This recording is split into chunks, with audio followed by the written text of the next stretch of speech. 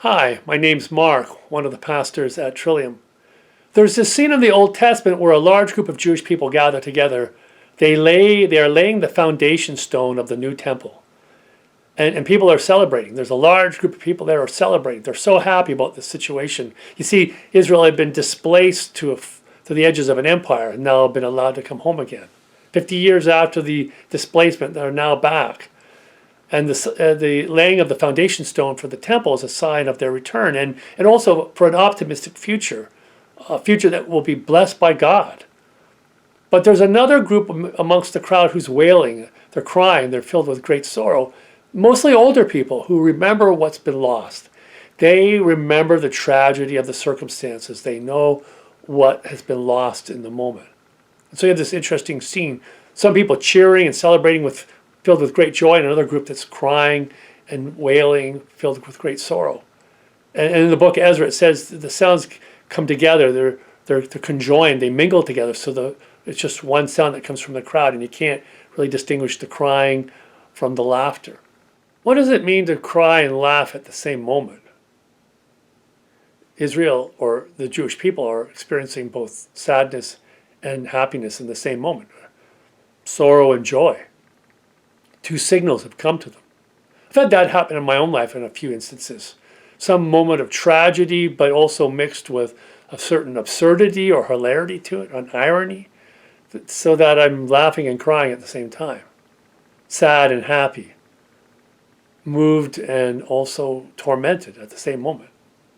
I think we understand the signals of grief and sorrow in our life. We understand what they mean. They signify that we've lost something important to us. At least we've lost something. We've experienced some element of loss in life. But the joy signal that comes to us, that experience of joy, what is joy telling us about our life, about our experience in the moment? I think joy is one of the most elusive of emotions. It's something that we rarely get to experience in our lives. Momentary happiness, yes, a kind of fleeting surface level happiness, but that deep joy, it's hard to really remember moments when we experience that kind of joy in life. I do think that joy has an element of ecstasy to it, a standing outside of oneself. For a moment, we're reminded that our life isn't really about us, because we forget about ourselves.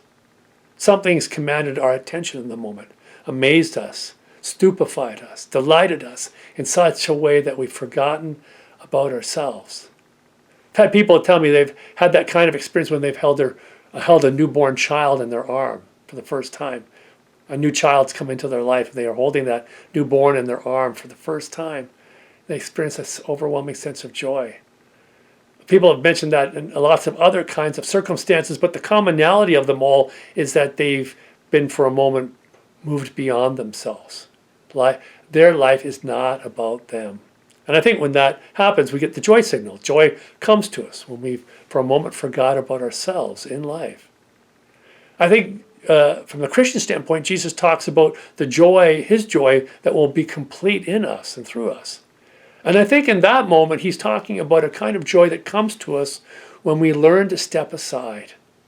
God wants to shine through us. God wants to pour God's love through us.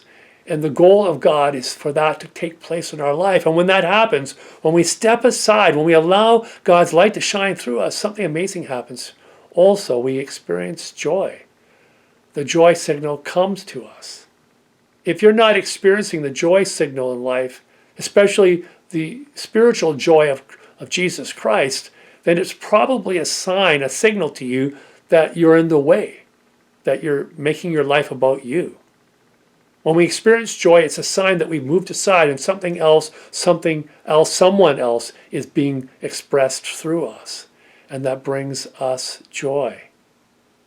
And our goal in life is to learn how to step aside. That's the primary goal of our life. Not to make our life about us, but to learn how to step aside in order to have someone or something shine through us. And when that happens, no matter what other signal you're experiencing in the moment, even sorrow or grief, if you step aside and allow the light to shine through you, then what happens is that you also receive the blessing of joy.